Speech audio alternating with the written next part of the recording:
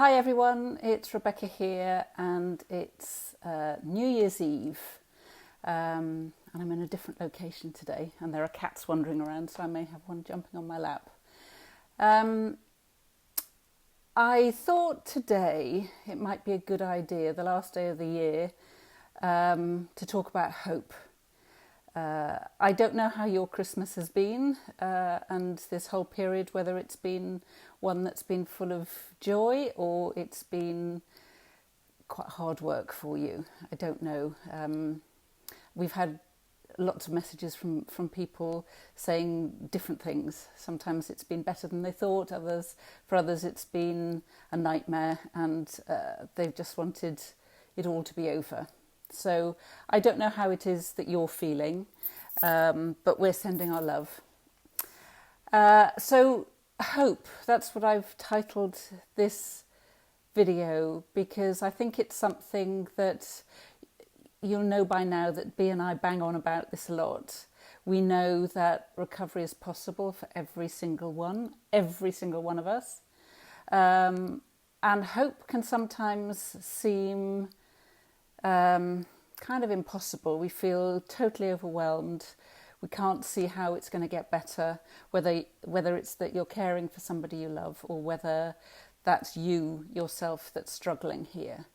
And a couple of things actually. One of them was there was something I posted this morning on my Facebook timeline, which came from somebody called Roger Castillo. I don't know if you know him or follow him. But what he talked about was that beneath all of, I'm paraphrasing here and it was only short anyway, but I will share it here on this page. But basically what he was saying was beneath all the noise, there is a well of being. So Bea and I talk a lot about well-being that's innate, that's always there. We don't see it often because we're so caught up in the kind of the M25, the chaos, the traffic, if you like, of our thinking. And I loved that he said there was a well of being, which is so true. Sometimes it's this well feel like it's way, way down and we can't even get a glimpse of it. But know that there is always that well of being, the being who you are, okay, beneath all of that noise, before all of the beliefs and the thinking and the behaviours, all of that. Who you are is actually experiencing that. Okay, now that might not make sense to you, but we'll share more about that another time. And the other thing I think that it's really good to remember is that let's say you live in a cold country or it's winter time where you are and it's cold and you've always got a scarf on or gloves or whatever, the heating on, and you've booked yourself a holiday into a really, really hot country. And I know I have done this so many times. I can't imagine what it's like not to need a cardigan, let's say, or a coat. So even though you look at the forecast and it's going to be sunshine and 30 degrees for a fortnight, let's say, there's still somewhere in my head that says, oh, no, can't trust that. I better take a cardigan just in case. So I may as well take 2 cardigans, in fact, because you never know. And I can't imagine feeling hot when I'm so cold currently, let's say. Now, I'm sure you've done that. I'm sure I'm not the only one that's done that. We can't imagine what it's like to be hot. And the same goes for if you are feeling really, really rubbish right now. You can't imagine feeling well again. But I want you to know, just like that, me packing that cardigan, it's going to be hot, all right? And you will be well. You will be better. Your loved one will be well. So that's the kind of the hope, all right, that I would love you to see. And just maybe find something that works for you. It might be not that metaphor with needing or not actually needing to pack the cardigan because it's going to be hot where you're going. And there's another thing, actually, another short little video thing that I will share as well here later, is something I posted the other day. So I live by the sea, and there is a pier where I live. Now, when I was young, I never went on that pier because I was so terrified of the sea below. So if you can imagine, there were wooden planks, if you like. I mean, the whole thing was Victorian built cast iron pier with solid wooden frame. But my mind, my thinking was almost more powerful than that Victorian construction. And I couldn't trust. I was so frightened that I couldn't go on that pier because for me, I was going to end up in some watery grave.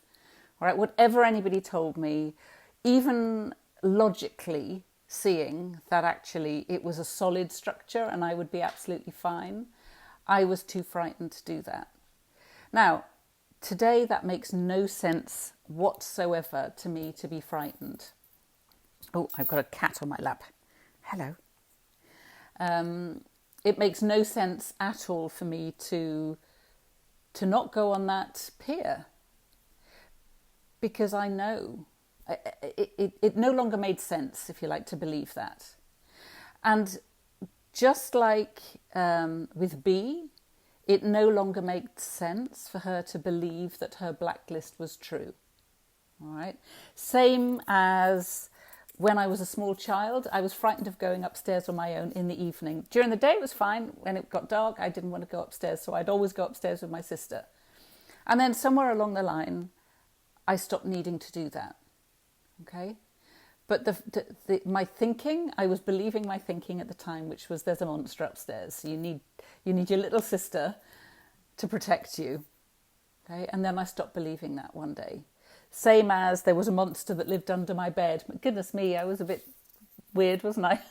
And again, one day I stopped believing that. So think about this in relationship to what you're currently believing now. It's not going to be like that forever. You will, at one point, see through the thinking that looks really real to you today. There's no effort involved in that changing. But the more that you look in the, as B and I say, the direction in which we're pointing, is that our thoughts are creating our experience and nothing else. Okay, so it's not, in a way, it's not even real. It's not made of anything. And the more you can see that, the less solid the eating disorder or your thinking or whatever it is going to look to you. Okay, so I want you to have that, remember that as well, and hold that, this idea of there is always hope. Recovery is absolutely possible. It literally is a new thought. That's it.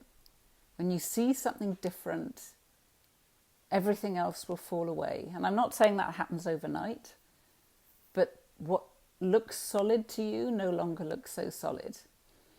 So as we head into a new year, just remember that what might seem like the unimaginable is possible. And also, let's not get too hooked on the fact that it's a new year, new decade, all of these goals and things like that people are setting. Just drop that. Let's drop that. It's just another day. At the end of the day, it is just another day.